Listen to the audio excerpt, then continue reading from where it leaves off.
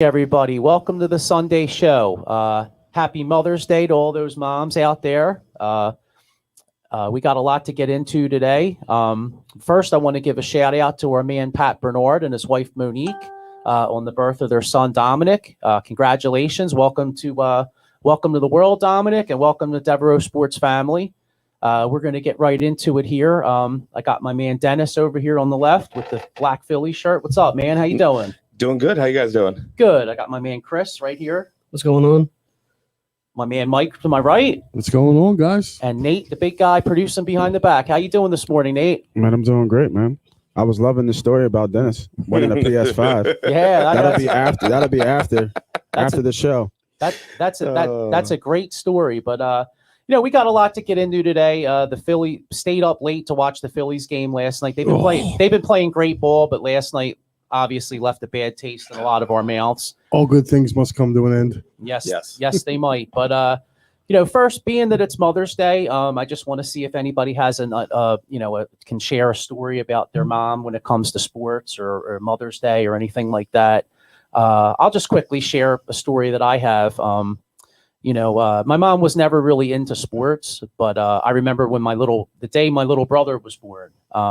I had a championship baseball game and was like one of the best games I ever played. I mean, I played second base and I don't even know how because I wasn't that great, but somehow I made a diving catch behind second base and threw a guy out from laying down. And, between that and my mom watching me, it's just, brings back memories of my mom and sports. You have any stories about your mom for sports?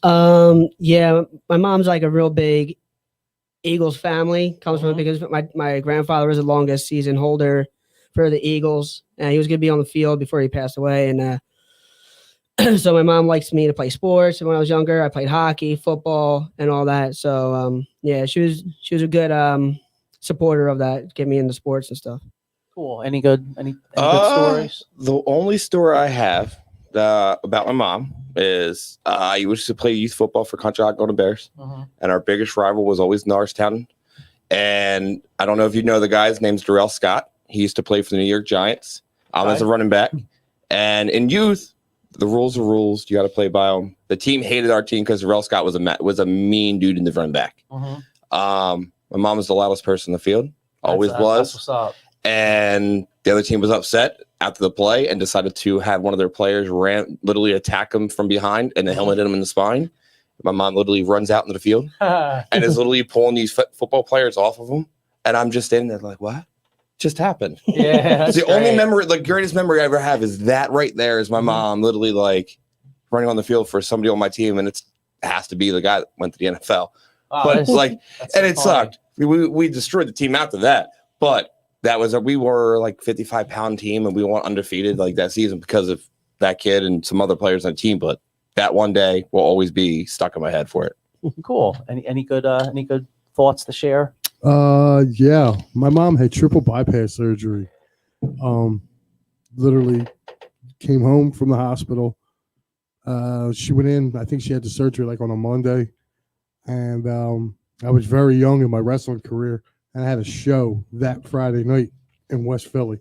So my mom was literally out of surgery like 3 days. And next thing I know, my cousins are all going. The next thing you know, I go to walk out for my match, and there's my mom sitting right next to my trainer. And I'm going, it didn't dawn on me then. But I remember I got back, and one of the guys that was in the back with me who knew my mom was like, hey, man, I'm glad to see that she's up moving around and this and that. And I'll never forget, like half the locker room went to her and was like, hey, good to see you, because they knew that she had gone in. And, the one dude literally, I'll never forget, it was Ron Starr, a.k.a. Ron Jones. He put his arm around me. He was like, damn, dude. He's like, you can never say your mom don't love you. She's here 3 days after having open. Like, she had triple bypass. That's what it was. And I was like, yeah, I didn't even know she was coming. I was like, I guess my cousin must have talked her into it. But it was really funny because she kept sitting next to my trainer. My trainer's going, just relax. He does this every day. He's fine. No matter what you think you see, he knows what he's doing. My mom was like, good. She was like, if he needs stitches, you're stitching him up. She goes, because I can't.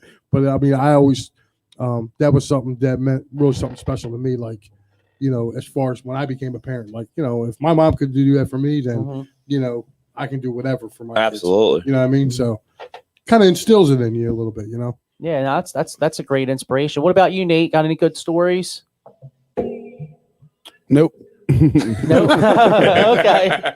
Nope. No. My mom worked 2 jobs, man. I come from a single parent background, so my mom worked 2 jobs. My mom never really made games. She saw me play in college though, which was pretty cool. And she was out there, but like it was just I'm trying to think. No, my mom was quiet, man. My mom, she embarrassed me a lot. You know, like I was on a recruiting trip for Connecticut, and I was in the front seat. I mean, the front thing of the auditorium, and all the recruits were there. And the coach, I forget the coach off the top of my name, he had shouted me out, and he was like, "Hey, you know, Big Nate Moss from Philadelphia, yada yada this." And he said something, and then it was dead quiet, and you just hear this loud ass laugh in the back, because he was talking about my shoe size, because I wore 14s, 15s. And she just laughed so loud, and I just put my head down, just like, yo, man, that's my mom back there, you know. But yeah, other than that, nah, man, no crazy stories to share. Happy Mother's Day though to all your mothers and all the mothers out there. Yeah, speaking of mothers, Pat Bernard, happy Mother's Day. Yeah, good call. Well, they're nice stories, but you know, I guess unfortunately, we got to discuss last night's Phillies game.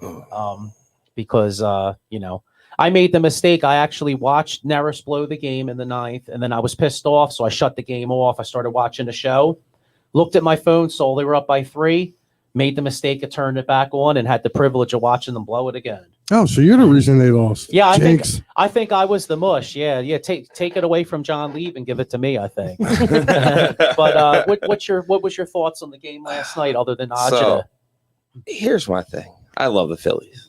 Win, lose, draw, doesn't matter. I'm gonna still be a Phillies fan. We've had this problem with our bullpen for 15 plus years. It's always been this way. Everybody blames the coach. Always the coach. It's not the coach's fault. Like, I'm listening to all these people on the internet and the radio stations blaming Joe Girardi. Joe Girardi didn't have a full season last year. Okay, so now he's finding out that our bullpen is trash. Like, we literally have, I think, in my opinion, the worst bullpen in Major League Baseball.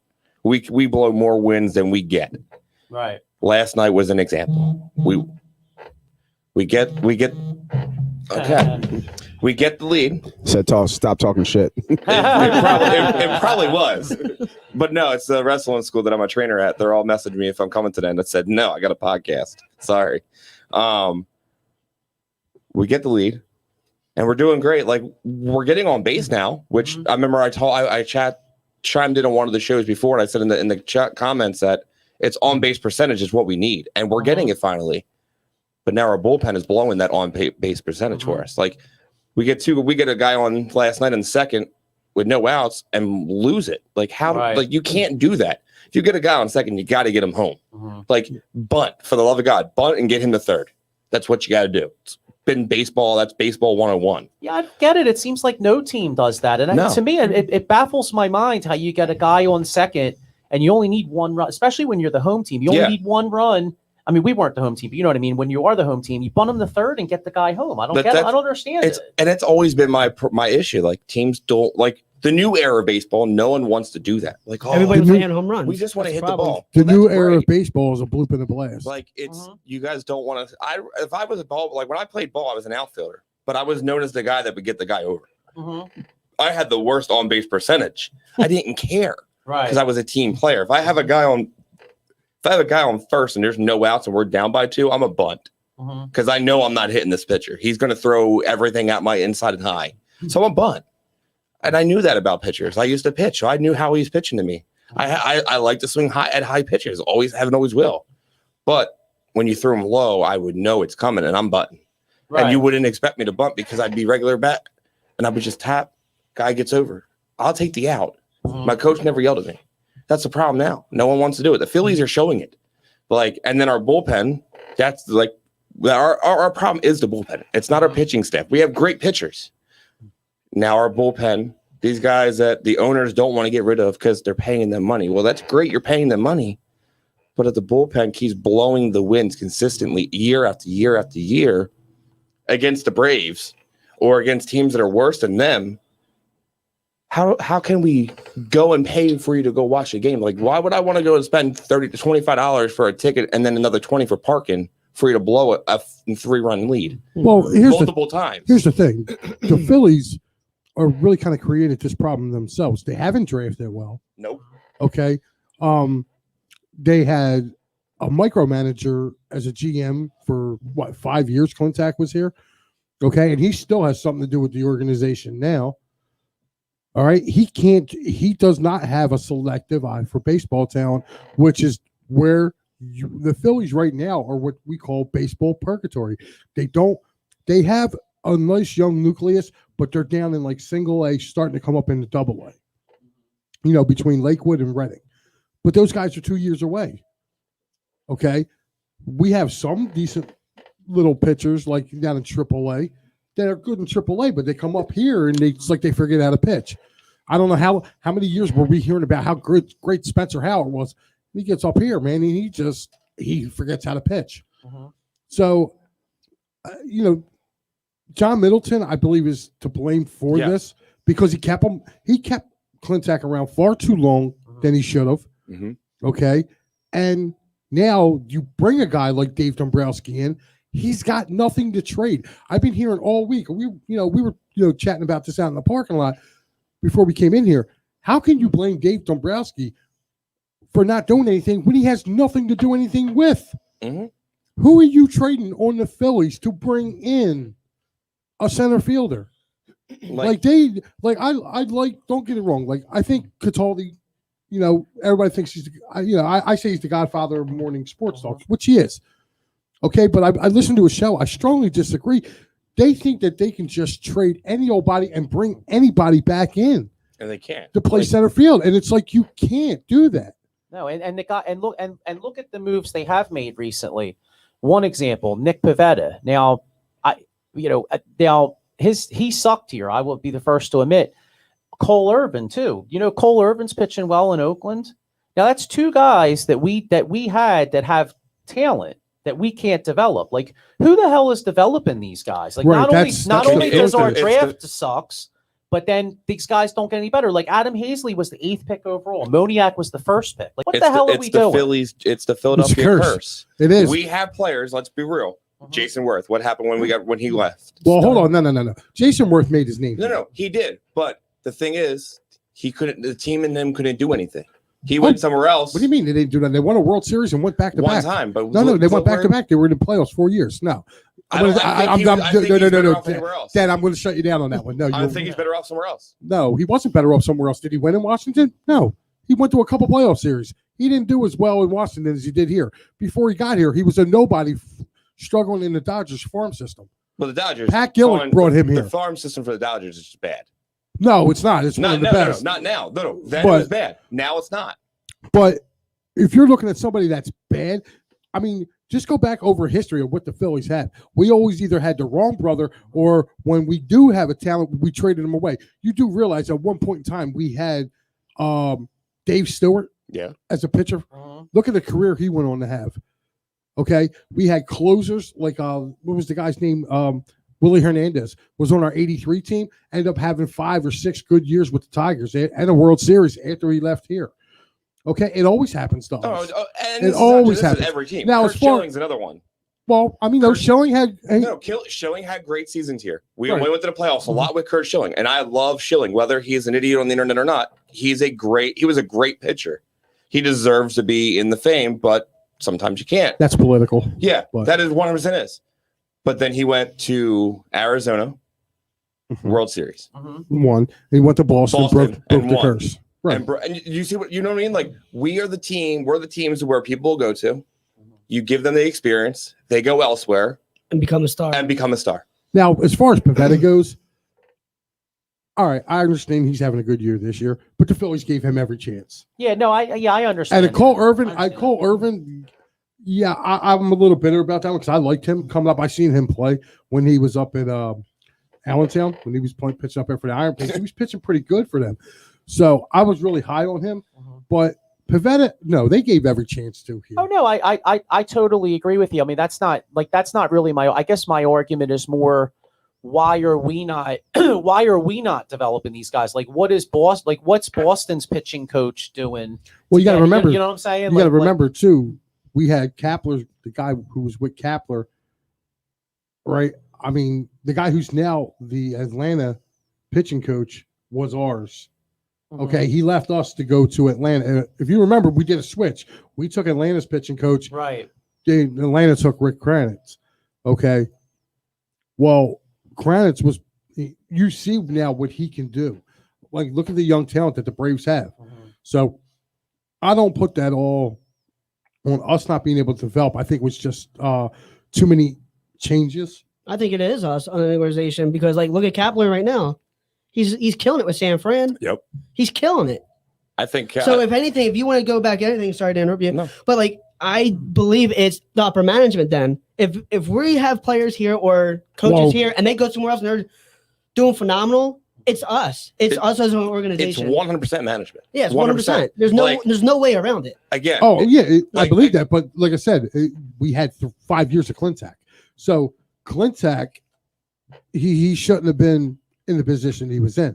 He single-handedly, I feel, put the Phillies where they're at. They're in baseball purgatory right now. Like, they're going to have to spend money to get better. until you get these kids that are playing in Lakewood and the ones that are starting to play now in Reading, so they can get ready. Yeah. Like, there is a nice little core. Like, the Phillies got some nice players I coming totally up. agree. Like, and the one person who is showing you what is our problem right now is Roman Quinn is another person. He came up. Everybody's like, oh, he was so great during spring training. And I have to make it pretty clear to everybody that I know that is friends. Spring training is minor league baseball. It's because it's all the young kids that are trying to play to make it to the AAA and the Phillies. They're not trying to stay in the single or double A. They're trying to get to Lehigh and get to the Phillies. That's where they want to be. Roman Quinn was good in the minors. He was he's fast. I mean, I wouldn't say he was good. No, he was good. He wasn't great. Great is what gets you on the Phillies, in my opinion. I don't want good on my team. I want great on my team. I want guys that are in that outfield or in the infield and producing. But the problem with Quinn is he's hurt every year. Yeah. Every year he's hurt. 100%. So, he's not getting the play time it's because he's hurt. I don't think he's putting enough effort and hard work and time in to be good. In my opinion, I would let him go. I would rather have somebody else in that team.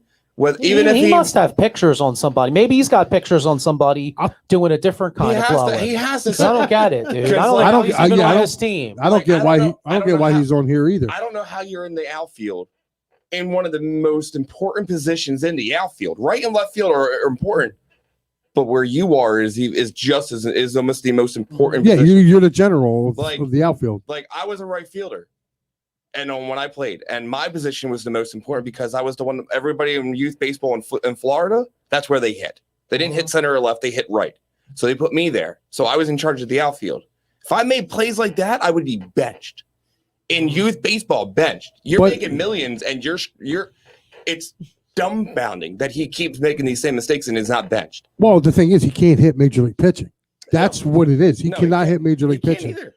Another thing with him is, like I said, he's soft as far as I'm concerned. He's soft. He gets hurt every year. Every year, Roman Quinn spends time on there. Now, I liked Roman coming up. I thought Roman was good. I thought he would be able to add some spark to the top of the lineup. You know, especially if he gets on base. He's fast. But to me, I don't think he really – I think we should have cut the cord with him. You need to cut the cord with Odubel Herrera. No, Odubel's been playing good lately.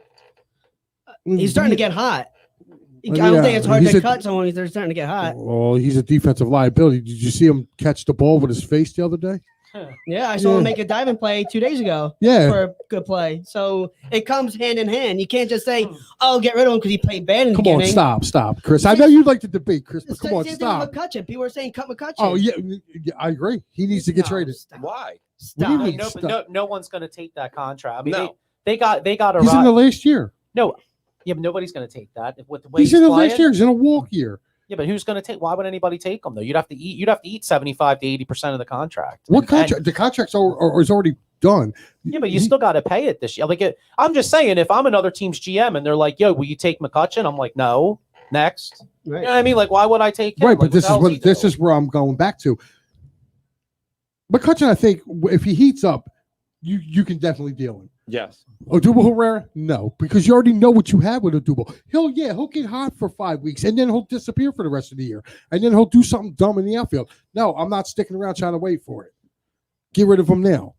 I'd rather put somebody like a Nick Manton out there who's been taking fly balls out there. At least you know what you got with the kid, and the kid can hit. I mean, he had a big hit last night. That kid has produced since he's been called up. He's one Philly that's been producing since he's gotten called up. Scott Kingery's not doing anything. Nope. You know, as far as I'm concerned, put him in the package and go get some pitching. You'll get a pitcher back for Scott Kingery. I 100% agree. Like, I think you really? I don't think you get a bag of baseballs for Kingery right now. If you got to give it a package deal, though. You can't just get rid of him and not give somebody something else. You're going to have to get rid of one or two players or some picks. He's hitting like 100. I mean, that's like trying to polish a turd. True. That is very true. Yeah, but you know what? There's teams that'll take that because, like, you know what? We can fix him. We can fix that. We know what his problem is, and that's how sports are. Like any team can watch how to fix a player. It's can they do it? Well, then what you're bringing up is the exact problem with this Philadelphia Phillies team, because you just think about what we just did. We named Scott Kingery. Yep. We need Roman Quinn. We named Pivetta, Cole Irvin, Hazley, all these guys, right? And they all have talent, right? Because they all were high picks and everything, and we made these investments, and they all blow. Yeah, and guess who made those picks? Clintack, a guy that should be using his calculator to like count up jock straps. Yes, you know what I mean, and not pick players. If the ownership would allow, and I say this because I'm a sports fan before a Phillies fan, if the owners would allow Girardi to physically go out and do his job and find players, I think our bullpen would be better. But that's not Girardi's job. No, it's not. But it's our scouting's job. Right, but you also, like I said, there's a new GM now, so you got to give Dombrowski time to work. Yeah, I'm gonna give him to the end of the year. No, you're gonna have to give him a couple of years because they're in purgatory, dude. They don't have a minor league system. They're almost at the luxury cap, so they're in baseball purgatory. You're going to have to start somewhere. Yeah. So now. This is, like I said, they have a small little nucleus that's between Lakewood and Reading. You got a few guys that are in Reading. You got a lot of guys that are in Lakewood. That's going to be the core in the next couple of years, but you got to be able to draft behind them. Yeah. And that's what they got to do. To get free agents to come here, the Phillies are going to have to pay. Now, a lot of good things is there's a lot of money coming off their cap this year. Yes. Like, let's be real. We have two players on our team that people want to play for. Yep. Yeah. One's our catcher, one's our outfielder. Exactly. I'm sorry. Three. Yeah, you got to get Reese. Reese has been having a good year so far. Okay, so then you have four. You for Aaron Nola. Yep. Oh, I'm sorry. I would take Zach Wheeler. I think Zach Wheeler's been our best starter. Don't get me wrong. I think Zach Wheeler's an amazing pitcher. Him and Nola are. I haven't been impressed with Nola. I mean, have you? I'm not impressed, but it's not. It's better than not having someone that can actually. I'm more impressed. I'm more impressed with Wheeler and Eflin so far this year than I have been with Nola. Yeah, I feel like Nola's a number 2. Yeah, like Nola to me, like this dude can't pitch unless it gets hot out. Well, I'm sorry. We play baseball. If you're where you want to be, you got to pitch when it gets a little cool out. So that to me, that worries me. If a chance that there ever is a Red October with this dude on our team. Well, he can't pitch in cool weather. He can't. Well, look at his September numbers the last few years. I mean, his September numbers absolutely blow. Right. Yeah. And that's a major problem. But I just want to real quick before we move on from the Phillies. We brought up Girardi. I got to be a little honest with you. I'm not that impressed with Joe Girardi yet. I mean, to me, I thought he was going to be a major upgrade over Gabe Kapler. I've seen I mean, granted, I think baseball managers are a little overrated, so I'll give you that. But like just some of his moves, like just this past week, like that mistake with the lineup, like that's inexcusable, dude. I'm sorry. Oh no, I 100% agree. The mistake with the lineups is ridiculous because you can't make those mistakes, especially the way the platform and how it works now. It's all computer. You can't make that error ever. Well, the other thing is too. Last night, I was on Facebook going back with this guy, and he wasn't understanding my point. And I just, when Nevers gave up that 2-run shot, I said, that's exactly why you don't take Segura out of this game. He's your hottest hitter. Okay. And I know he wanted to do a double switch, but you could have taken Kingery out, and you would only lost 2 spots. So you still would have had Alvarado for another inning, and he takes out his best hitter. I'm just the moves he makes. I'm just not in love. Yeah, with and I'm wondering when are they going to give that kid? Was it Kunitz, the pitcher? When are you going to just give that kid the closing role? Like, I'm sorry, I'm done with Hector Neris being our closer. Yes. He's already proven he cannot do it. He don't have the stomach for it. And another thing, I'm really loving Matt Moore coming out of the pen. I think it's doing really well for us. Vinny V looked pretty good last night. The last 2 starts. Last 2 starts, The he's last looked. 2 have been better. Now, the only problem is, it's coming. Yes. Oh yeah. It's coming. Yes. My thing is, how much longer before we turn around and look at him and say, dude, we're going to need you for the 8th inning. If you want to be in Major League Baseball, We need you for those innings. we need you for the 8th inning. That's it. Learn to be a setup guy. Learn to be a closer. Because like Chris brought up out in the parking lot, he said Velasquez would be a nasty closer. 100%. He has if you put him in that position. I like the kid Kunitz, though. I mean, this kid's throwing 100. Yeah. He's throwing 100. You put them 2 back to back. You do Archie Bradley. You have Archie Bradley, Alvarado, Velasquez, and then Kuntz. I'm sorry. That's a nasty back end of a bullpen. I think sometimes starting pitchers are better. Look at Smoltz. Smoltz later down the road. Not sometimes starting pitchers, you're good for 3 innings. Well, we need you good for 5 or 6. Right. And Velasquez if you're only good for 3, then guess what? You're getting. I'm gonna take you out of that starting position. I'm gonna put you in at like 6th or 7th inning. Well, Velasquez is good for about 100 pitches. Yeah. And so after 100 pitches, and he usually gets it by the 3rd inning. Like his velocity.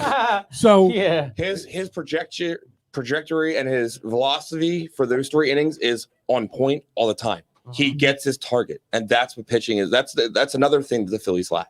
Their bullpen doesn't have any 2 of those a lot of the time. It's like they're in the bullpen. They have a lot of long guys. They do. Yeah, I mean, Archie Bradley being hurt's kind of hurting him right now. Right.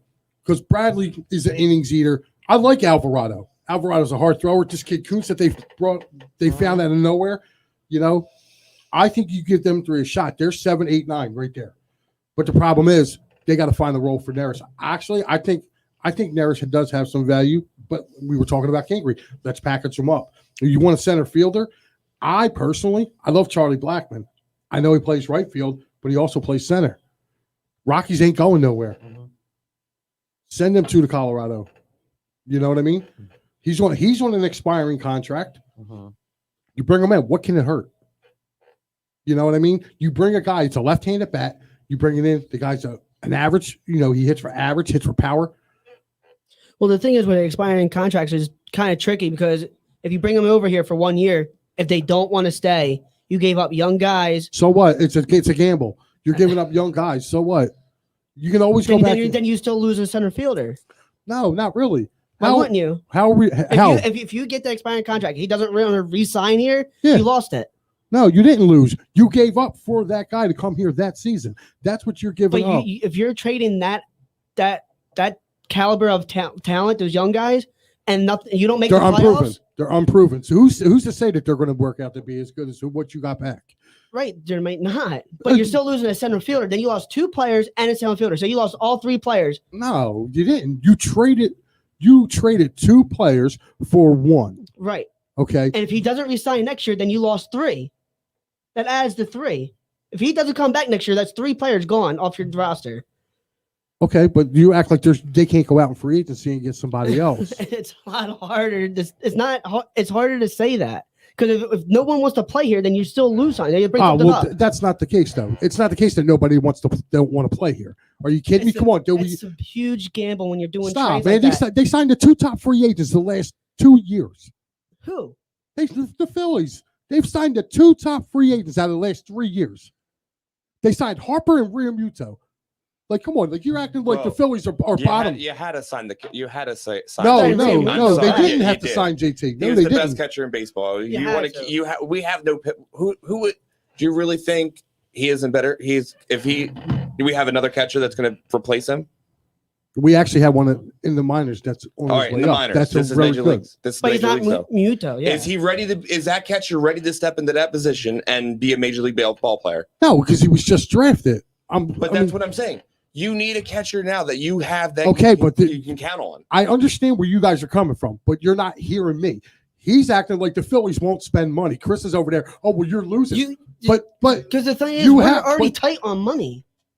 We're tight on money. You're tight on money until the end of the year. Rookie center fielder out there. It's going to be what rookie center fielder? I'm just saying, it doesn't matter though, because I mean, if I'm Colorado's GM, I'm not even answering the phone for Hector Neris and Scott Kingery. Right. I mean, that's like I'm not doing that trade. That you like. I mean, you're to do a trade. You have to. I'm not joking. You physically have to sweeten the pot. You have to give something big up to get something. Let's be real. The Eagles did it in the draft. They gave up. They traded with the Giants to pick people. No, they traded with the Cowboys, and they gave up. Cowboys. Yeah, right. They gave up, and that's we'll get into that in a minute. But you have to give something to get something. No one's going to want to get two guys that are okay. And just take off. All right, I just threw Charlie Blackmon out there because I know he's an expiring contract. Gotcha. But there's also other guys that are under contract that you could trade. Scotty Kingery and a Hector Neris for that are pretty good. I mean, the Daily News had the list of the center fielders. I think one of them was the kid from Cleveland. Yeah, who's a pretty decent center fielder. Yeah, you know what I mean. So I just threw Blackmon out there because I understand. You know, but to sit there and say, oh, well, they're going to lose 3 players, dude. You lose players every year, and look at all the money that's going to come off the books for the Phillies next year. The Phillies are going to have a lot of money to spend next year. Yeah. So it's not like. You know, if you're trying to separate yourself from the division, obviously our pitching's not holding up right now, our bullpen's not holding up. So if you can't get good bullpen, then what you do is you go offense. You outslug teams. You know what I mean? And if you add a Charlie Blackmon to this lineup, the Phillies lineup now becomes not just powerful, it becomes potent. You know, you're talking, you know, their run production is going to go up. And if they're averaging like 5 runs a game now, you're going to add at least another 3 runs to that just by having him in that lineup. Yeah. Well, hey, you know what? I mean, Phillies have a lot to work on, but on the positive note, they are in first place. So at least we have that to go on. And, you know, we could talk all day about the Phillies. And I could, believe me, but let's get into another number 1 team that's in this city, our Philadelphia 76ers. What's your outlook? It looks like we're pretty much almost, I mean, provided the 1964 Phillies collapse, it looks like we're pretty much locked into that 1 seed. So let's just get a quick little playoff outlook. What's your thoughts? What's your thoughts on the Sixers and the playoffs? Just wanted to jump in here. Pat says counting jock straps. I thought that was Chris's job. And shout out to Tom Kelly jumping on the show. Good morning, Devereaux Sports Crew. Good morning, Tom. Good morning. You know, I feel the Sixers can get to the Eastern Conference Finals. They could, you know, they could probably represent the East. I'm not sold on Brooklyn. I don't think they have the cohesiveness. They played all under 5 games all year together. They're big 3. I'm sorry. I don't care how good of stars you are. When you have that little of continuity playing with each other, you can't just get into a series and turn it on. Like, would I be surprised if they got bounced in the earlier round than maybe round 2? Or like, I think if they match up with Milwaukee, I think Milwaukee's going to kill them in 7. I think Milwaukee might, as crazy as it sounds, Milwaukee might be the biggest threat right now with the way they're playing. Biggest threat, I think it's going to go back to the late 70s. It's going to be the Bucks and Sixers. I think that's your Eastern Conference Final right there. You know, you know, I know the Sixers have done well against the Bucks this year, but playoffs are different. When you got to play a team, you know, up to 7 times, you know, it can get chippy.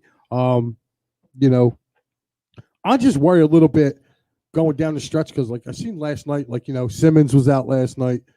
You know, they're kind of like, to me, they're on a nice roll, the Sixers. And, you know, what's been the biggest problem over the last couple of years of them getting to the playoffs?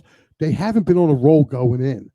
You know, I'd like for them to keep going on this roll. You know, when you get locked up with that 8 seed, smoke them. Be that number 1 seed and smoke them. Then you'll get all the rest you need waiting for round 2. You know, but I will give you this. Believe it or not, I think the Knicks, I don't know what seed they are right now. Well, I think they would be. I think they're the 4 seed. So Okay. we would see them in the second round. round, and they're number 1 in the NBA in defense. Yeah, they're a little I scary. was about to say, don't sleep out on the Knicks, man, because they've been playing some good ball. Yeah, Julius Randle. I mean, you talk about a guy. I loved him coming out of college, and he was pretty good. But he stepped this game to a whole other level. I mean, he's playing at almost MVP type level. Yeah, he is. I think, to be honest with you, I think, teams like the Celtics, I'm trying to remember who else is in the East that's in the playoff. Miami. Yeah, Boston. I think Miami can make a little bit of noise, but I don't think they're going to make much. It all depends really on who they match up with. But Boston, I don't see Boston doing anything. I think I think Brad Stevens is done there. Gotcha. Okay, what's your thoughts, Chris? What's your thoughts on how I think Sixers I'm on the opposite side of the fence with Mike. I really think Brooklyn is one tough team, even though they haven't played. But when you have star players with each other, you just know how to play. Mm-hmm. Like you do the All-Star game, they're putting up 150 points, which is on their team, all All-Stars, and they don't have continuity with each other, and they're just throwing the ball up, having a good old time. So it's kind of hard to say. There's no defense in All-Star games. Well, yeah, I know, but still, you have 3 star players on the team. They're going to know how to play with each other because they're stars. They know how to run a team by themselves if they needed to. So I just think if they all play together, they're dangerous. Oh yeah, they're dangerous. And if KD starts turning up like he wants to do, he's dangerous alone. Yeah, well, I just question what's up with Harden's injury, because that's. I don't even think he has an injury.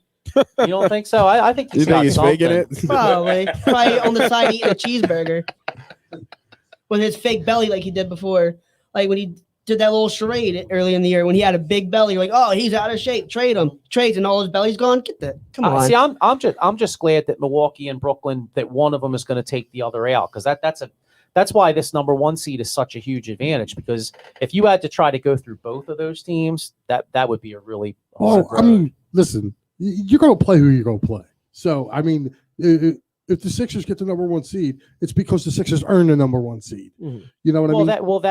That and I mean, let's keep it real. Brooklyn literally didn't give a shit about this year. I mean, they just chilled the whole year. They just chilled. I mean, I got to keep it 100. If all 3 of those guys played, Brooklyn would have easily had the number 1 record. Easily, it wouldn't even have been comparison. Right. You know what I mean? So Pat says the Sixers fall in the second round. Oh, can you mute him? Tell him to shut it. He thinks they're going to lose to New York. New York's tough, but I think they're not going to lose to New York. New York. I think we gentlemen sweep New York. It's like a 5-game series. They get one up there, and we take them out in 5. Yeah, I could see that. See, I mean, the Knicks are playing well, but here basketball is all about matchups, right? At the end of the day, and there's nobody really in the East who can stop Embiid. He's literally unguardable at this moment right now. Playing obviously at an MVP caliber.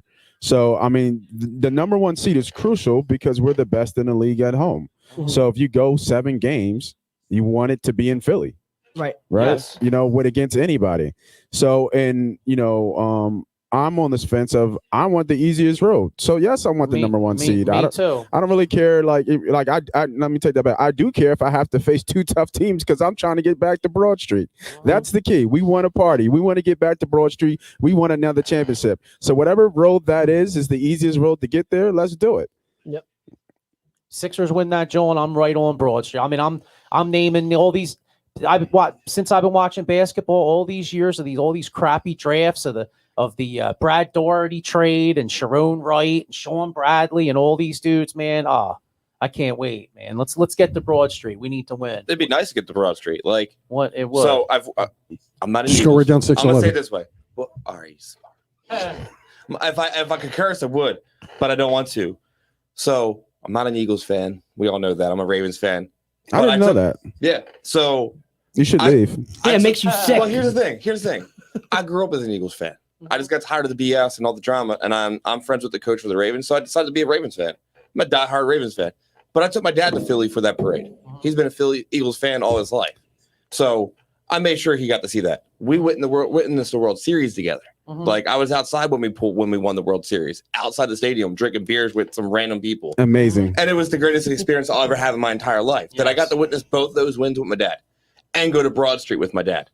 I would enjoy 100% to go to Broad Street with my dad for Sixers or Flyers, because how many times can we all say we got to witness that with our parents? Yeah. Like all of our teams winning. Like that's what I want. Well, do I see the Sixers pulling it off? I'm praying to God they can. They have a team to do it. They really do. They do. Yeah. But they just got to, no offense to Doc Rivers, you can't say the stupid shit he says. Oh, I counted that as a loss already. Like, shut the hell up, dude. Like, you're a great coach, but if your players believe that you have no faith in them already, why should they play hard for you? Like, when I look at sports, I don't look at, like, I'm on ESPN. I don't look at, everybody goes, well, what's their 3-point games like? What's their 10-point games like? I don't care about that. It doesn't matter about winning by 3 or winning by more. I look at who you're beating by percentage-wise, above 500 and below 500. The Sixers are 19-16 against teams above 500. That's good. Below 500, we're 28-5. That's good. That's great. That's great that we're destroying the lower teams. I wish we were a little bit better on the above 500 teams. I wish we had a little bit more there, because that's where my concern is. What was that record again? 19-16 against teams that are above 19-16. Oh, I thought you said 19-6. Yeah, I thought you said 19-16.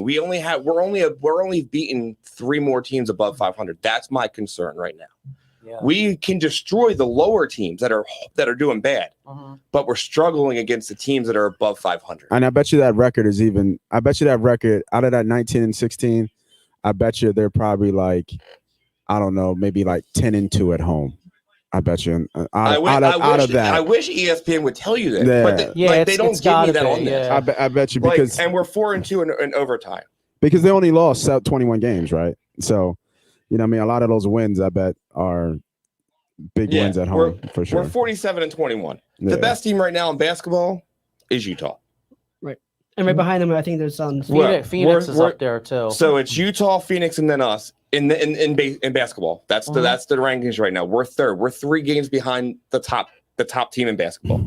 So if anything we got to be concerned about is Phoenix and Utah.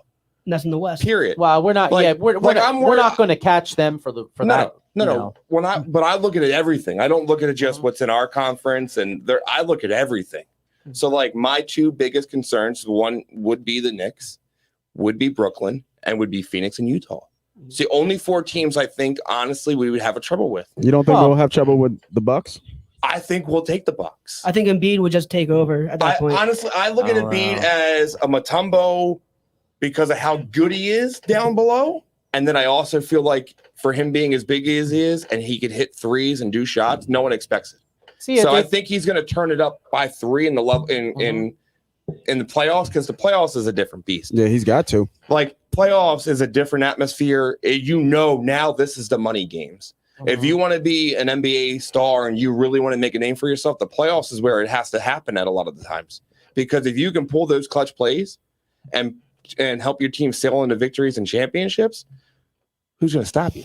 Yeah, see, I feel like this year is arguably could be the most unpredictable, hardest to predict in the playoffs of any year, because I really don't have anything to judge on. I mean, every time we played Brooklyn, there was people missing. The last couple times we played Milwaukee, we were sitting a bunch of guys. Yeah. The first time we played Milwaukee, we had no Embiid.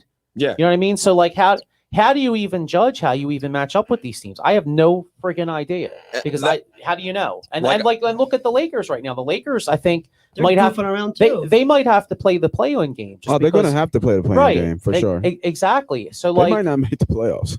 Right. So it's like, how do you even? But by the same token, if the Lakers do get in and they are healthy, I could see them beating Utah or something. You know what I'm saying? So it's like the playoffs are so unpredictable. Well, the West is wide open, right? If you look at the West is wide open. The East is only 3 teams. The West has Utah. They have 5 out of 6 right now that are locked in. How many teams are getting in? I don't know the playoffs. Well, there's 8. There's 8. So you have Portland, LA, and Golden State left. So that's 3 teams. The way they're doing the play-in is that 7 and 8 play. The winner gets in.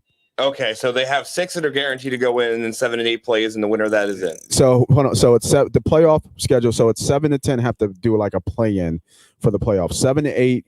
When 7 to 8 plays, the winner gets in, and then the loser plays the winner of 8 9 and 10. Okay, that makes sense. Okay, Yeah. So that's how it works. The playoffs that I'm not used to basketball playoffs. Like I'm still. Well, this is a new system Yeah, their this year. system Yeah, they is did it so last confusing. year. That's why I'm like, I don't even know it. But you have 5 teams locked in right now. Compared to the Eastern Conference, we only have 3. So the Eastern is the hardest in my opinion, to figure out who's going to do what, because we have the least amount of teams locked in right now. Yep. 3 teams out of 10, you can't guarantee. So like, It's not the hardest. It's probably the hardest would be the Western Conference. The Western Conference is up for grabs. The Eastern Conference, you have 3 teams. You have Philly, Milwaukee, and the Bucks. That's it. Yeah, nobody. They're the 3 top teams. Yeah, no, nobody's that's what I'm gonna. saying. No It's other like, team we is gonna have the beat them I in think 7. the Eastern Conference is going to be the hardest. The West is. They already know who's all going to be in there. They don't know how they're going to stack up against the Eastern. Period. I think it's going to be no matter what. Someone in the Eastern Conference is win the championship. You For think sure. the East is going to win? Yes. I agree with that. for Only sure. because I of can see that. look at all this. Look at the stats. Look at everybody in the East compared to the West. The West is already locking up games. That's great. In the East, everybody's Yeah, still it's- hungry and it's fighting all for gonna- those positions. Yeah. So when they get to the playoffs, they're going to be even more hungry now. Now they fought their way to get there. They don't want to stop the loss. They don't want to lose. They want to keep going to win. Yeah, So I think it's all going to come down to the match. I mean, it's it's all going to come down to the matchups. You know what I mean? But we'll see. But hopefully the Sixers make a run. Real quick, I don't want to spend too much time on this next team because they're not worthy of our time. But the Philadelphia Flyers. Anybody have any answers as to why they suck? Yeah, I No. haven't seen a greedy commercial in forever. I'm ready for next season. That's all. I'm I'm I'm ready just for going to wait next for season. next season, dude, Yep. to be honest. And I'm a Flyers fan. I love them. Mhm. Like, everybody hates me because I'm a Drew fan. But I don't think he did any good for the season. Well, only person I hate you is Pat. yeah. Pat hates you because it's Drew. Like, I love Drew, but I don't think. I just love what they're doing now. They're bringing up those young kids and letting them Yeah, get no, experience. I do. I love that. I Cam love it. York made his debut the other night. Exactly. I was happy to see that. I'm glad they shut down Carter Hart. He had a horrible sophomore season. I know a couple of our panelists don't think very highly of Hart. I do. Me too. Sometimes you got to take a step back. It's a sophomore slump. Yeah, I you think have to he'll be take good. you have to take a step back to take a leap forward, and I think that's going to work out with him. I think it's probably a blessing in disguise, really, that they don't make the playoffs. You know what I mean? Now Fletcher's got to take a step back. Mhm. Him and Vigneault got to take a step back, reevaluate this team, get guys off of this team that don't need to be here, like a Voracek, like a Van Riemsdyk, like a Konechny, or not a Konechny, a Nolan Patrick. Get them off this team. Clear some cap, make some moves. Hopefully there's a they need that Matt Niskanen type guy. I don't think so. I don't think with so. No, Provorov. I think they need Provorov needs to be that Matt Niskanen guy. He's been back there long enough now. Yeah, but he hasn't done. I mean, he hasn't done it. Like the only time Provorov played at a great level is when he had. I'm just saying he needs that guy next to him. You know what I mean? Well, maybe get he it out need- of him. Again, if I'm AV Mhm. and I'm Chuck Fletcher, I go to him and say, I'm not bringing somebody in.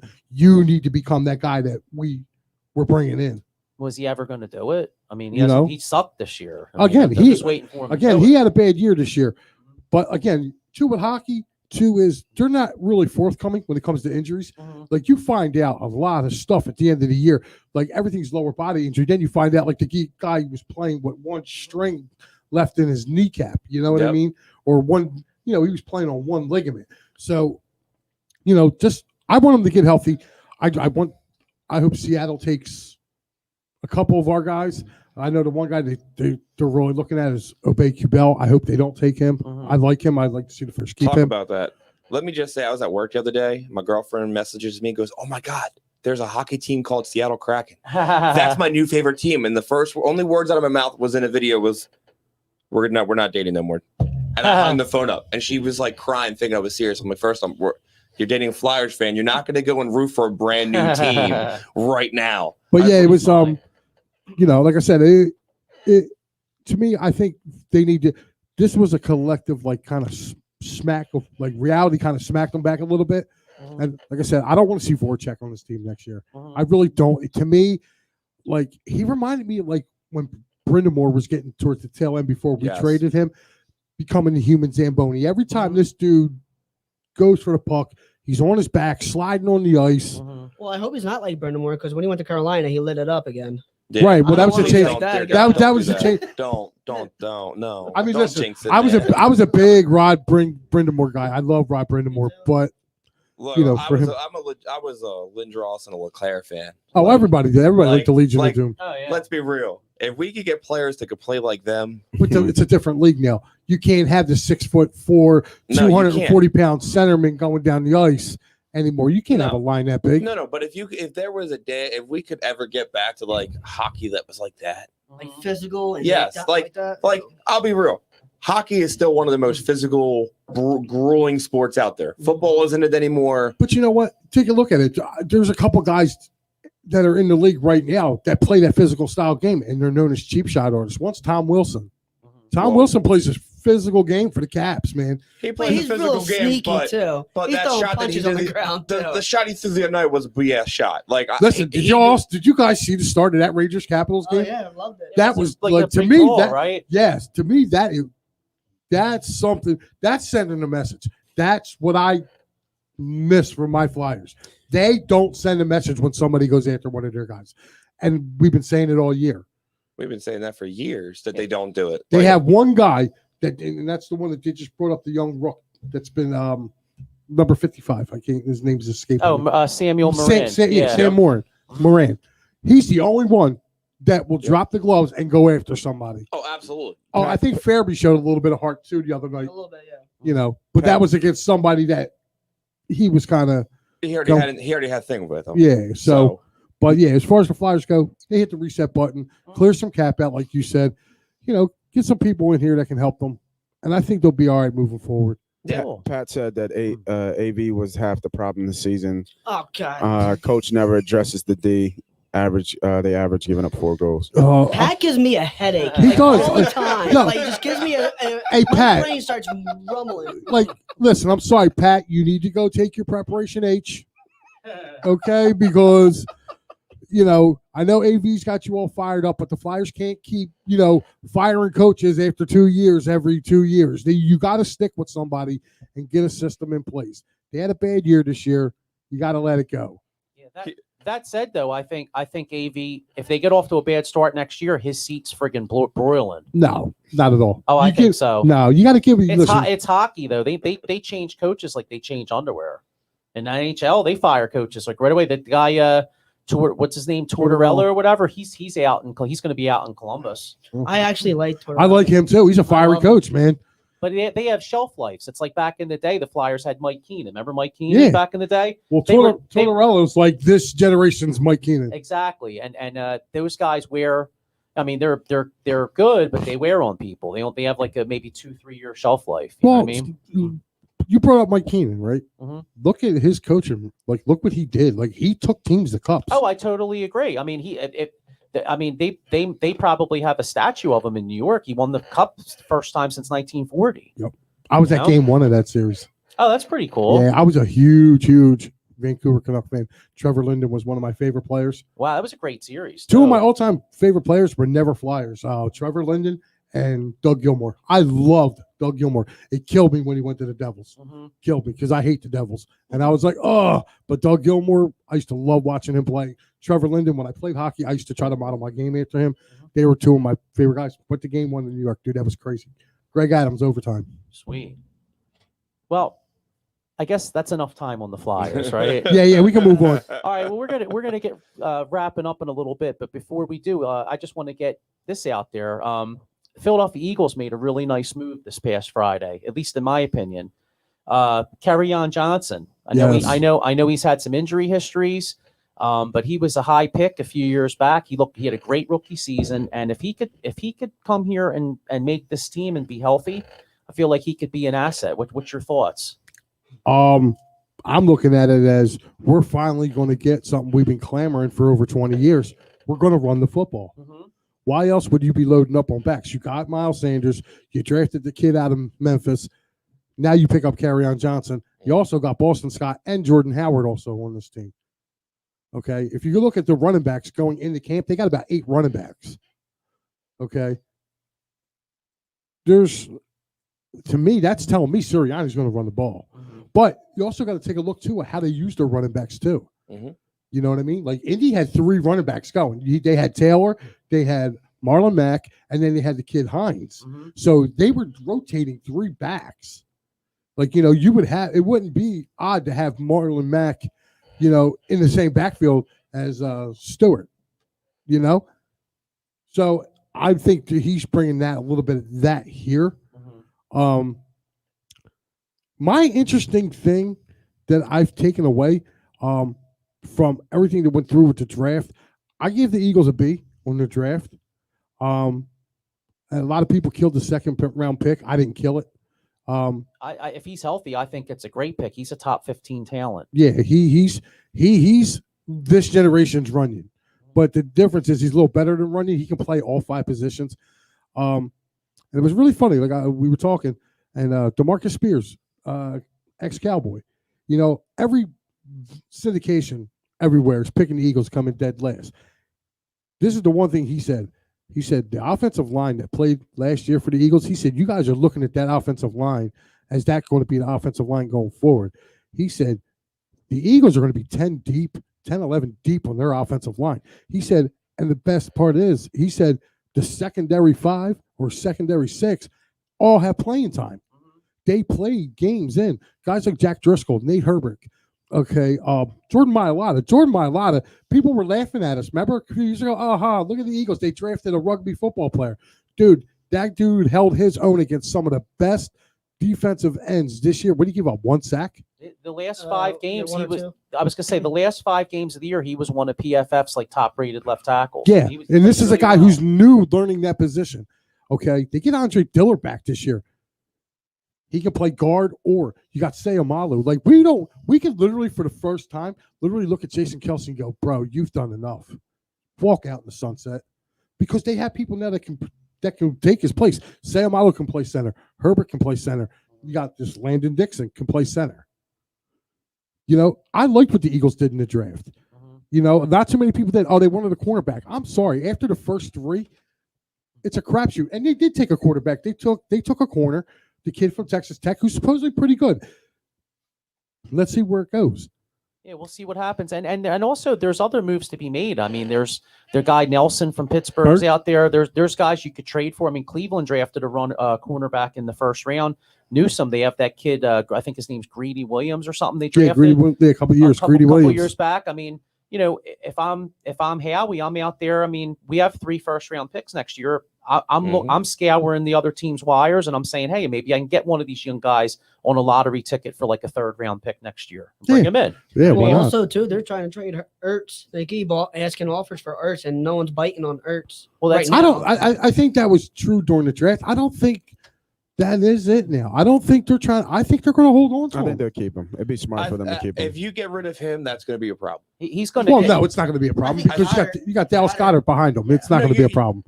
You do, and you know, yes, you have Goddard, you have him behind him, but Ertz is still a good player. He is, but he's been surpassed in his own locker room. Dallas Goedert is the future tight end. Oh, well, no, he 100% is the But- future right now for the Eagles tight end. I He's think not better than Ertz, though. what's that? He's not better than No. Ertz. Oh shit, yes, he is. No, he's I don't not. think. Oh, I come don't on, think stop. at all. I don't think Are he you 100%. is. I serious? don't Yeah. think. I don't think he is I yet. can't say that. I yet. don't think he's better hold up, than him hold at all on, yet. hold on. Goddard hasn't even played a full season yet. Like I like that. I like Goddard. And because Ertz can't block. Goddard can. But he had over 100 catches and almost 1,000 yards. You can't compare And that if, to and Goddard. if Goddard had the same amount of balls thrown to him Yeah, but there's as no Ertz if. did, no, come on, man. But there's no if though. How ain't there? How ain't there? If the guy's not being thrown the ball, Who's proven and who's not? all right, yeah, Ertz is proven he's been in the league longer. There you go. Ertz is better. He's not better, man. He's proven. Not at this point in time. No, he's not. Ertz Quit on his team last year, dude. He sat on the sideline. After he got quit back. on Wentz. He Wentz quit was on here. Wentz. He quit on Wentz. He still But quit. Still quit on the team. He still So quit. I see where you are with that. Like I'm not You trying to hear quit on that, your quarterback. and I'm sorry. Yeah, I know he's a Pro Bowler, but if Dallas Goedert had the same amount of production being thrown his way as Ertz did. No, he's a better overall tight end. Why do you think the Eagles are keeping him? If Zach Ertz was so much better, he's cheaper. What you mean? What do you mean he's cheaper? They're both going to be free agents at the end of next year. Yeah, okay, but who are you gonna pay more, Ertz or Goddard? I'm going to pay Goddard more. No, no. He's because he doesn't have the track record. He doesn't have the numbers. The reason why they're trying to get rid of Ertz is because Ertz has numbers like he's an elite tight end. And they can get more for him. There's not a question. That's why he's on the His production's down over the last 3 years. Since the Super Bowl year, his production's been down. Well, the Eagles did what some teams make the mistake. They win a Super Bowl and get rid of everybody and keep a quarterback. I like Ertz. I really like do. him too. And, I got his jersey. Actually, and a funny thing about the whole conversation, I actually agree with going with Goddard. I think Goddard gives you just as from what we've seen from that small sample, right? Goddard can give you that almost same amount of production while being a better blocker. But the fact is, I wouldn't say Goddard is a better player. Why? Because he hasn't proven it yet, and that's really just the fact. I mean, we can project that he's going to be better all we want, but the fact is that Ertz on the field has produced like the Kelce's of the world, like the what's the guy from San Fran? What's his name? Kittle. Right. He's produced like those elite players. Goddard hasn't even sniffed that yet. And that's the point. Because Goddard hasn't become the focal point. Okay, exactly. But it's still the point. The point is he hasn't put the production, regardless of. But you can't knock the guy for not getting the production when they're not giving it to him. Okay, this is what I'm saying. But you're knocking the guy who does. Because he doesn't block. All Ertz is a catching tight end.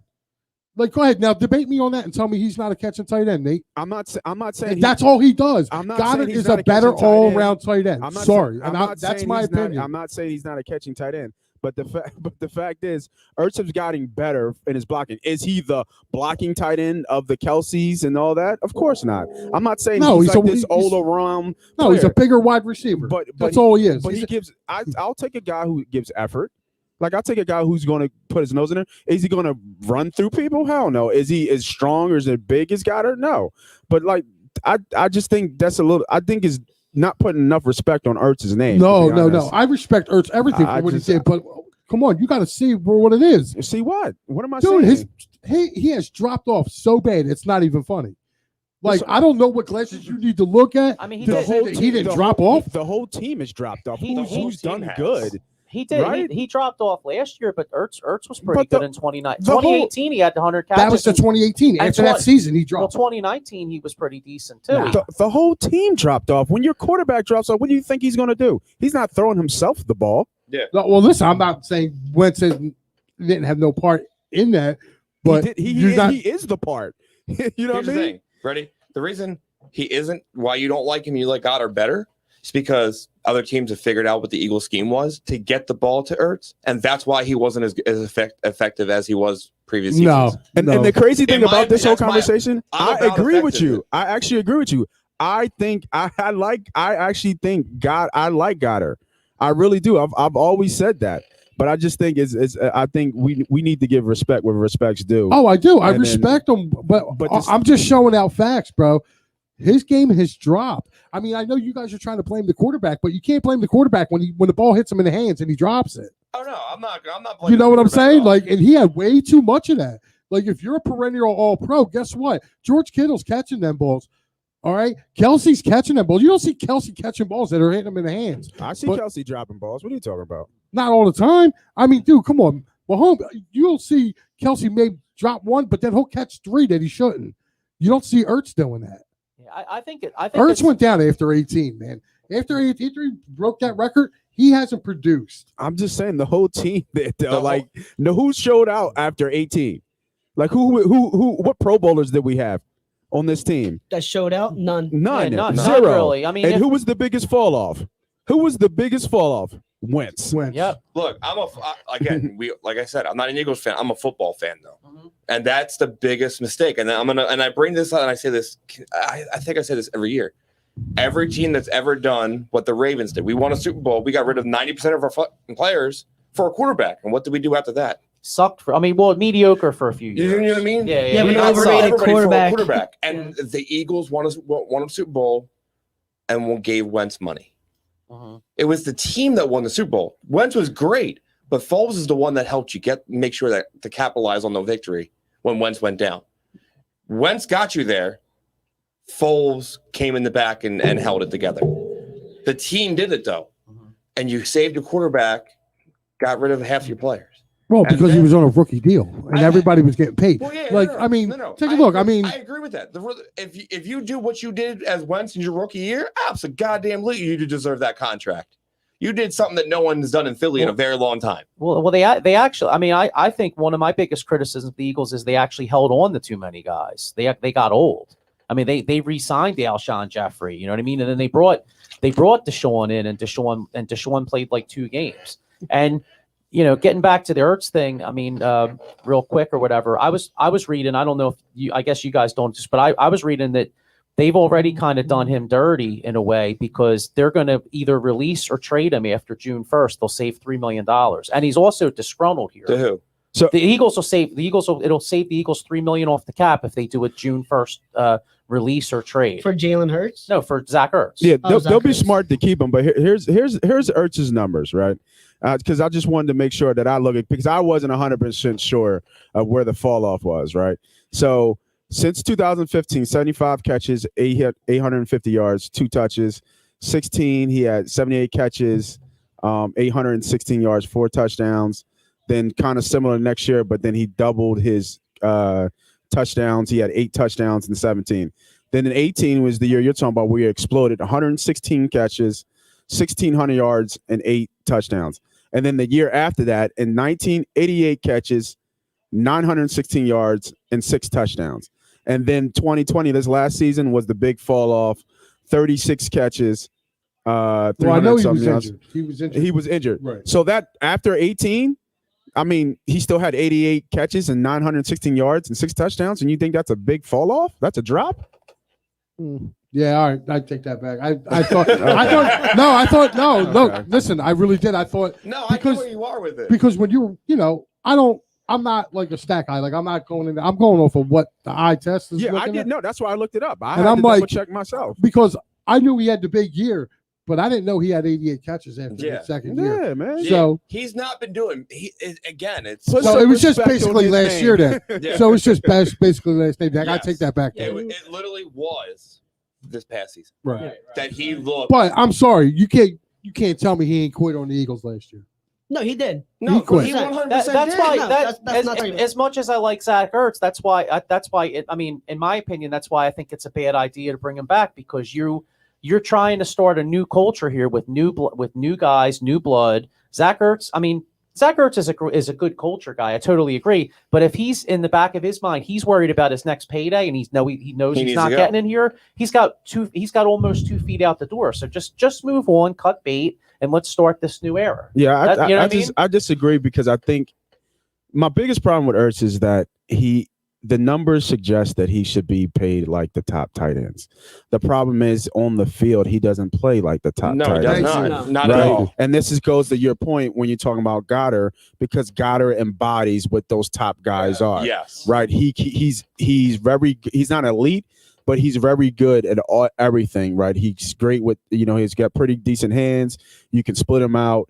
He's tough after the catch, which we hate Ertz for. Right. We hate Ertz. His yak is just It's abysmal. it's like Yak. It's like, Dude, he has gives like yards nod. back. you know what I mean? So He gives you yards I back. get that. And once again, I can't say this enough. It's funny, is it if any, because it woke me up a little bit when we were talking about this. So I agree with you. I am a Goddard fan, and I think Goddard should be the guy going forward. The problem is you just can't pay Ertz the way he wants to get paid. Yeah. No. You know what I'm saying? You just can't pay. Ertz, like you said, he wants to be paid like a top 3, and he's not top 3 No. anymore. Yeah. No, So I no. mean, I would keep him. I honestly, I would too, but I would keep him. but like Joe said, he's probably got a foot out the door because him and Howie Well, he kind wants of. to get paid. They all do. You know what I mean? All those guys can get cut like this. Like I don't know if you guys saw the dude, the starting tackle, I think for Denver, James. Oh yeah. He hurt he got hurt working out off thing, and they can cut him.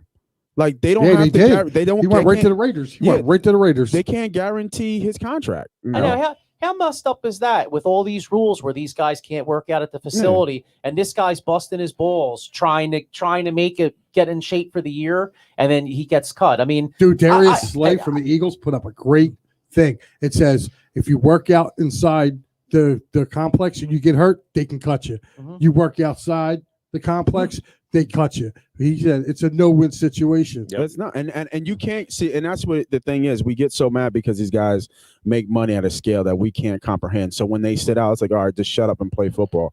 But when you see it from the full other side of how much more leverage and power that the organization has versus the player, you got those guys got it. I don't think he's never cashed in on a Super Bowl. Love it. Yeah, like I don't think he's never cashed. I never think he's never cashed on a Super Bowl. So it's a little one in there running around. Yeah, yeah. What do you think, we were having an earthquake? Yeah, I'm like looking around. I'm like, if we were having an earthquake, I wouldn't be still talking. I would be moving. Yeah, I know. All of a sudden we're feeling this vibration. All right, so it's just my little guy. Yeah, he's having a great old time out there. All right. But talking about the Eagles, though, you picked up a lot of great running back. You have a backfield right now, okay? Mm-hmm. But what about the running back coach? What about him? Do you know anything about him? Yeah, I'm not worried about that. Vaguely, he's not Deuce. So look, no, he is no Deuce, not in any way, shape, or and form. I didn't like the carry on. You guys were talking about it earlier. I didn't like the carry on pickup. So I'm gonna give you the rundown on your running back coach right now and your assistant coach because that's what he is. So he was the prep coach for the Air Force in 2000. He was the varsity coach in 2003, 2005 for the Air Force. Running back coach in 06 to 2010 for the Air Force. 2011 to 14, he was a running back coach for Oklahoma. He was the Arkansas running back coach and special teams in 15. He was the running back coach in 16, 17 for the Colts. 18, he was the running back coach for the Raiders. 19 to 20, he was Cincinnati's running back coach. Now he's your running back coach. Okay. What do you think he's going to do for you guys as a running back coach? He's been all over, and I'm not knocking him for that. Like, you're going to get experience everywhere. Yeah, I'm not worried. What do you think he's no Deuce? What? Yeah, but what did I mean? What did Deuce bring to the table? I like Deuce, but I'm a huge Deuce fan, especially when he was a player and stuff. And I think he was a good coach. But like, what did he do? I mean, what the hell did Deuce do that was so great? Deuce was the ground coordinator. So we threw the ball 80% of the time. So that tells you how much pull Deuce had here. Now, granted, I was a Deuce guy. I wanted Deuce to become head coach. Yes, but I seen what Laurie and Roseman did. Okay, you go back and look. I mean, other than Chip Kelly, it's been the Andy Reid / Tree, and that's all it is. You know, it was under those two. You know, Doug came from Andy's tree and whatnot. So I mean, you can't. They wanted to change all the culture. The only guy that they kept from the original coaching staff from last year was the offensive line coach, which is Jeff Stoutland, who's the best in the business. So I don't have a problem with that. Okay. I had a problem with them not choosing Deuce, but I know why they didn't choose Deuce. Oh, 100%. Like, I understand the decision making. Like, when it comes to logistics, you're bringing up the running back what's he going to do? Well, he's going to prep Miles Sanders, Kerryon Johnson, Boston Scott, Killings, Holyfield. He's going to prep all them guys. I'm looking at it as, what are you guys expecting out of him? He's a new coach coming to the team. I hope it stays one. I think. What do you guys want out of him as a new? Again, you have a new head coach, you have a new running back coach, and assistant coach. Mm-hmm. You have a lot of new players coming in.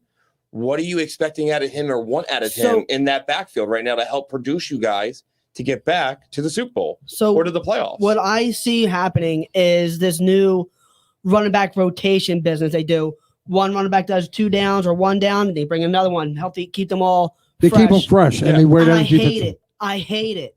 It doesn't work. It doesn't work. You can keep trying. The running backs that run the Super Bowl and who win the Super Bowls is a 3-down back. You run 3 times, and you bring another running back in for the 4th down. That's what works. It's a proven fact. This analytics stuff they're trying to do in football now doesn't work. Leave it alone. You should have Miles Sanders run 1 to 3, and then have someone else do the 3rd down back, 3 or 4, whatever it is. I don't think they trust Miles. I think that's what that's exactly what it shows. I don't think they trust him to be the bell cow. It shows they don't trust him because you keep swapping them out. What is he doing in the training regiments or the practice? What's he doing that makes you not trust him? Tell us so we Right. know. Maybe it's did you guys even stop and think it's a brand new coaching system? You know what I mean? understand that. Like maybe they don't want to. Maybe they don't like what they see out of Miles Sanders on tape, so they're bringing in all these Guys running backs. all these running that they backs like better. that Yeah. not that they like better, just to get another look and say, well, hey, you know, competition. Yes, 100%. That's what this is. It's competition. I don't think Jordan Howard's going to stay on the team, even No. though I would like him to, because he's a big back. He falls forward, he gets you at least 2 yards. Okay, but I like to see. You know who I'd like to see the Eagles really give a chance to as their power back? Holyfield. Is Holyfield. Yeah. That kid is three. You know, he's 3 yards in a cloud of dust, man. He's a big boy. Drags He's huge. people. He's huge. He's like 260, Yeah. and he runs like a horse. Oh, I agree. Huge. Look, again, I'm a football fan. Mhm. I enjoyed seeing what the Eagles just did on the offseason and the draft. Again, that's me being real. Right, Like, right. I wasn't happy with what my team did. We drafted a freaking defensive player from Penn State that had 0 goddamn sacks last year. Yeah, I thought, But but it was a shitty season for Penn State too, so I didn't expect much. But I don't expect us to draft guys that have 0 sacks on defense. No, it's a scheme they were in. Exactly. The season before, the kid, Yeah, the the kid kid had did great. he had 16 sacks Yeah, the season so before. I can't. But I you guys want develop. You guys develop guys, though. I could see him going to the Ravens and becoming successful I because do too. you always Like- see the Ravens develop Wink, guys like Wink McVay and Martindale, all dude. these guys, Wink you know? Martindale, that guy is. Like, How is he not a head coach? You know what? It's How probably, is he not a head coach? It's probably just because the league just goes to all these offensive there's guys. coaches in the NFL that are assistants and backups that deserve that head coaching spot that I think would be better than some of the coaches now. Mhm. Like everybody, I'm on so many Facebook pages for sports teams, and my team gets so much BS for the Ravens coach. I just got one quick question. I mean, let's get off the Eagles for a second. I want everybody's opinion real quick. Aaron Rodgers situation, just real quick. Does he stay? Does he go? I Green say Bay. he goes. Yeah, I right. think he'd be. I think he's gonna ain't get going traded. nowhere. He's going to stay. They'll work it out. They'll figure it out. I think so too. I think he's it's staying. Aaron Rodgers. Yeah, You know what I he's mean? not going nowhere. Like if he goes, it's going to be their downfall for the next 4 years or more. And they know that. They know Mhm. that. Like Well- I feel I understand where he's at. Like he's very upset with a lot of things, but why? Why are you upset? Like 'Cause what they can you they do to help drafted a your quarterback. team? Like, and you're the quarterback. You're the captain of the ship. It's not the coach. You're the captain. If you don't like say something. For the love Well, of God. here's the thing. He can say whatever he wants. It's the general manager who's building yeah. that team. So the general manager felt last year that they needed to draft a quarterback. Now, right away, you know, I can see again. To me, I think it's kind of babyish of Aaron Rodgers. Like, why are you worried about them drafting Jordan Love? You know what I'm You need saying? it back, like it was. I'd have been like, "Hey, kid, welcome to the team. Hope you like sitting the bench." Yeah. It's like what Joe Flacco made the comment on the internet. Like, I'm not here to be someone's babysitter and backup and mentor. Well, No, guess you what, are. Joe? You That's are. what you are. So- Like, again, I know I have no beef with Joe. He got my team a ring. I'm gonna give you that. And you're a good quarterback, but you're being brought in to help this quarterback be great. Oh, you know what? I think And he for will. the fact, and I get why he said it. He was trying. I get where he's at with what he's saying. He's not saying it to be disrespectful to Jalen Hurts and what position he's in. He's saying it going, guess what, kid? I'm coming to your team, and if you want that spot, I'm fighting you for that spot. You want to be the starting quarterback? Earn it, which I agree with. But Right. you are coming in as a mentor. You're not coming in as a starter. You're coming in as a mentor to that team right now, and that's what you need to be. You need to be that mentor for the entire team. I think the one thing that people are not talking about before we wrap up, I think that Flacco could win this job. Yeah. Because it's a new system, right? Flacco's done this. He's a vet. So he knows that how to come in and prepare. Now Hurts is doing all the right things. He's being in the room. He's being a kind of first one in, last one to leave type. But it's different when you're in the field with the X's and O's. You know what I mean? So we'll see if you got to be a smart player too. It's all you can have all the athletic gifts and you can have the greatest arm talent, but if you're not a smart player, it'll only get you so far. Yep. It's all about what you do on that field, The only thing I want to say is I want to see predictions real quick for football. Who do you think makes it to the Super Bowl? What's the 2 teams? I'll wait until the schedule comes out. Yeah, That's the big thing this week. The schedule comes out, which is cool. The schedule does come out. Comes out Wednesday night, man. And you know what's great? I'm going to Vegas in June for my birthday, but I'm Sweet. also going back for the game. Eagles Raiders. So That am is I. the- that I is got this tickets year. already. Yeah. Hold on. How'd you get tickets already? I got I went. All right. Long story. When the Raiders announced they were going to Vegas, I put $100 deposit just because I thought it'd be like a good little investment. And by God's grace, they called me. So me and my uncle got Raider season tickets, upper level, but I got Raider season tickets. Oh, nice. Yeah. Oh, nice. Yeah, Well, yeah. Nice. That's crazy. Yeah, So- it was kind of nuts. So you're gonna sell them all, right? Yeah, well, I'm going to go to the Eagles game. And my uncle has a buddy that's a Bengals game, so we're a Bengals fan, so we're going to hook him up. And then obviously, Well, obviously, hey, I'm going to sell I'm a a good Ravens fan. amount. If we're playing out there, hey, let me know. Yeah. We'll I'm do. just saying. I just figured it was a good idea because I mean, like, who the hell don't want to go to Vegas? You know what I mean? Exactly. So it was, you know, Yeah. I mean, Yeah. No, I mean, agree. they're nosebleed seats because that's all I could afford. But I mean, That stadium's beautiful. That I'll still stadium is take it. amazing. You Yeah, know? I went last year. It's so July. amazing I took a looking. tour of that stadium. That stadium is I Like, think that's going to be one of the first games, or at least one of the first away games that sell out is that Eagles game because everybody in yes. Philly is going to be in Yeah. there. Well, here's the thing though. Like basically, only thing I got to pay for is a flight and a ticket Mhm. to the game. Like Yeah. I already got my rooms comped already through There you go. through Harris. So if you have a Harris card, any type of Harris security card or player's I don't card, even need that. you're I good. play this slots game on my phone where Very you cool. gain points and you get free hotels for 1 or 2 nights. And I'm just going to use all the 400,000 points I've already earned. Yep, Like there you it's go. fake gambling, Yeah. but you earn rewards. Sweet. I'm going to use those if I really do think we're playing out there this year against them and Right, not well- in Baltimore. Well, we're on the chat, right? So we'll wrap. Oh, We'll yeah. wrap about it. But anyway, we're going to get ready to wrap up here. Happy Mother's Day again. If you guys like the show, give us a like. Make sure you listen to all the other shows on Devereaux Sports, especially the wrestling show that's on Saturdays. Again, it was nice to fill in for my man Pat. I'll be on next week on my show.